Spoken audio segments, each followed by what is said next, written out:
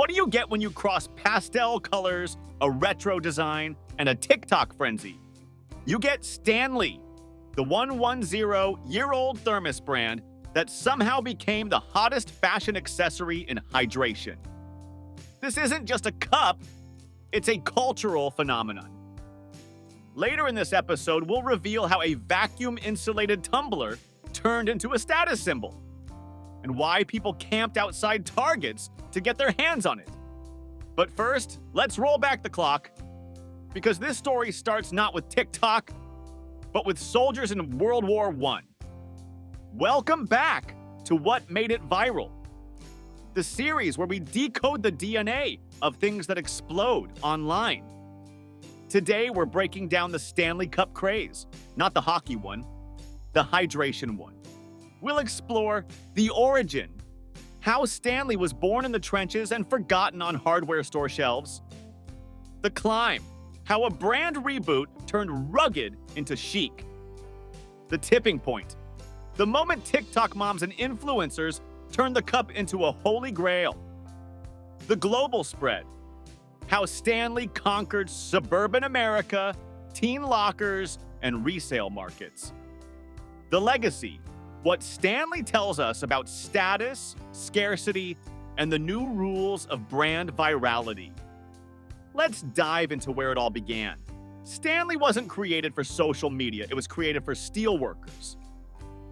Founded in 1913 by William Stanley Jr., the original Stanley thermos was a rugged, all-steel vacuum bottle designed to keep coffee hot in brutal conditions.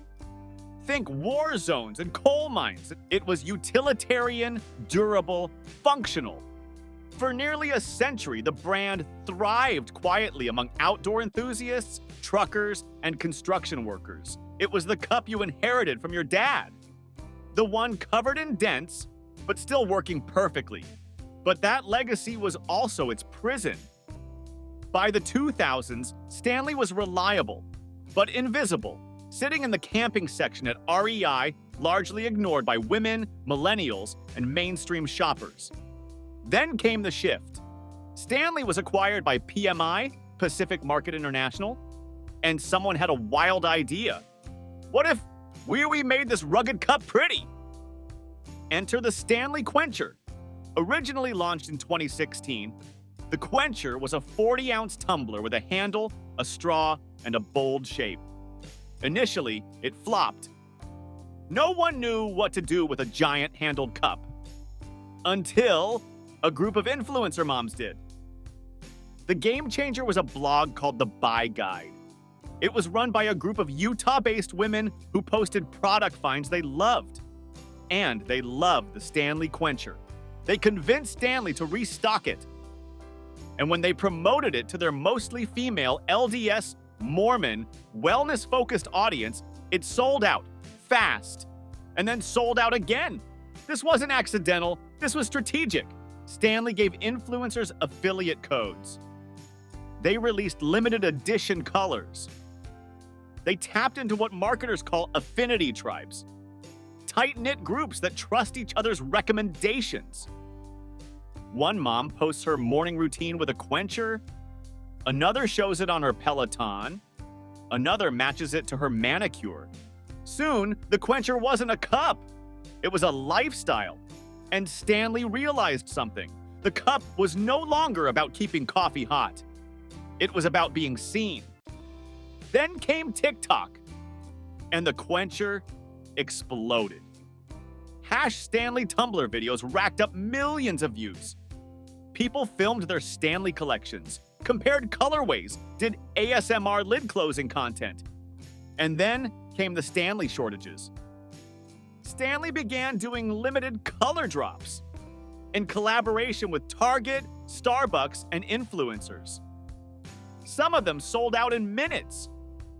People lined up at 6 a.m. outside Target. One woman posted a TikTok crying because her Stanley sold out in her cart. On resale sites, $45 cups were listed for $150 plus. And it wasn't just hype, it was identity. Owning a Stanley signaled something. You're organized, you hydrate, you're a little type A, but stylish. brands talk a lot about aspirational marketing. Stanley nailed it without traditional advertising. Instead, they created a sense of scarcity, community, and style, all tied to a drinkware product. And here's the twist. Even Stanley execs admit they didn't expect this. They went from selling to hardware stores to hiring former fashion execs to manage drops like it's supreme. But this wasn't even the real tipping point. Coming up, we'll break down how Stanley's community, from TikTok creators to soccer moms, created a subculture so powerful it influenced how brands do drops. And we'll explore how this 110-year-old company is evolving with a billion-dollar glow-up.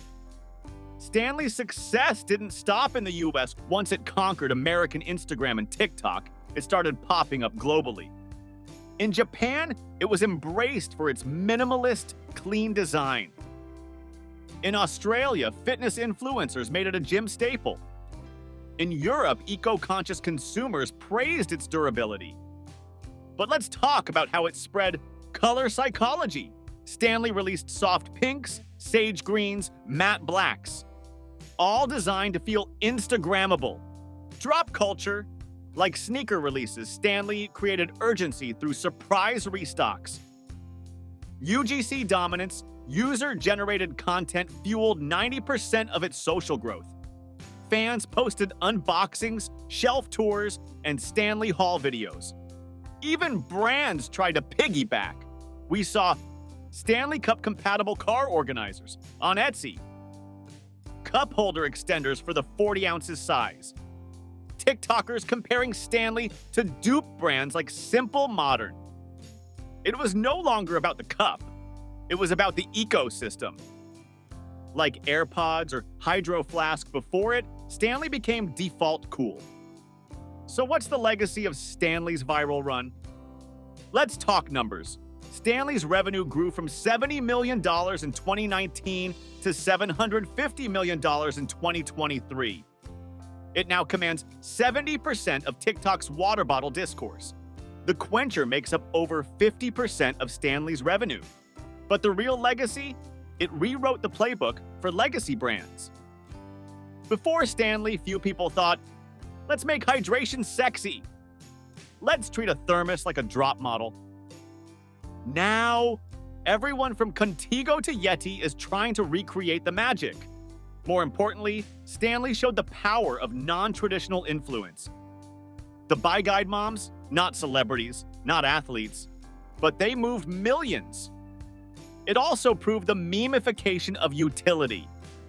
Stanley isn't flashy. It's not techy. It's just really good at being a cup.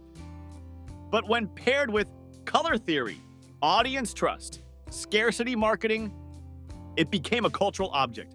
Even school kids want it. There are TikToks of 5th graders saying, "My Stanley's name is Chloe." This is brand intimacy. Stanley became a character, not just a container. And that's not easy to replicate. Now we want to hear from you. Do you own a Stanley? What color? And how many?